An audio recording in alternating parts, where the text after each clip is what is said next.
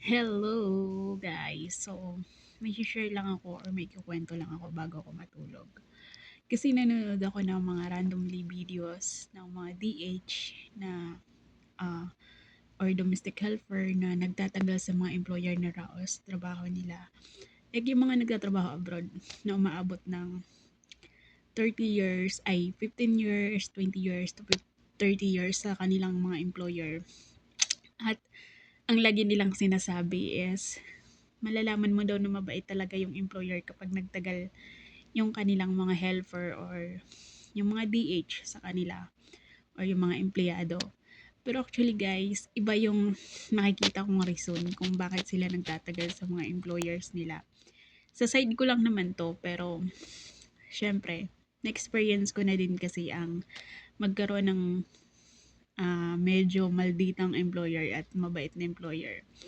Pero yung basically, yung reason kung bakit ko nasabing may ibang reason aside sa mabait yung employer kaya nagtatagal yung mga domestic helper is ito yun. Kasi guys, kahit gaano pa kabait ang isang employer ng isang domestic helper or ng isang empleyado, aabot at aabot pa rin sa point na may mga arguments at mga di pagkakaintindihan paminsan-minsan yan. Hindi naman yan perfect na pagsasama ng isang employer or ng mga amo sa mga helper nila. So, meron pa rin yan. Kahit gaano sila kabait, pupusta ako, meron pa rin yung mga pagkakataon na iiyak ka sa sobrang stress kahit bait na bait ka na dyan sa employer mo. Meron yan.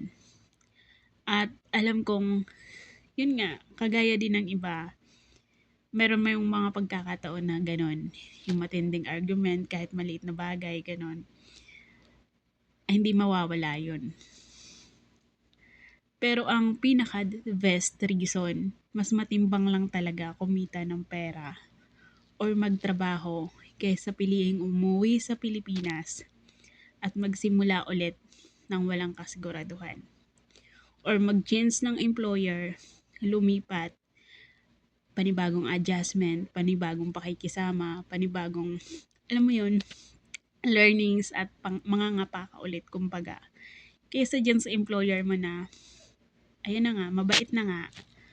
Tapos, then mag-stay na lang sa employer na alam mo na kapag galit, alam mo na kapag wala sa mood, madali mo nang makapayong ugali, wala nang adjustment, alam mo na sila kung hanggang saan sila kapag nagagalit.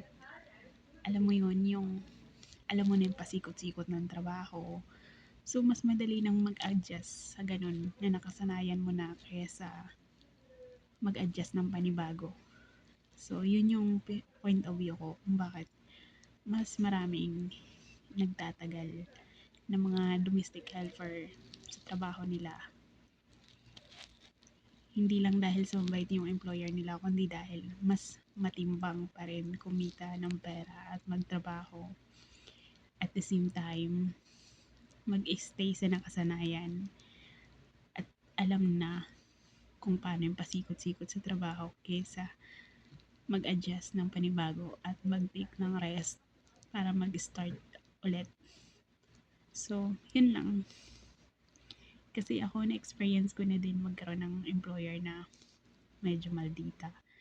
Mabait siya sa ibang bagay pero sobrang maldita din niya. Halos araw-araw kami nagbabangayan. Alam mo yun. Pero thank God hindi sila nananakit. Pero yung bangayan namin as in araw-araw.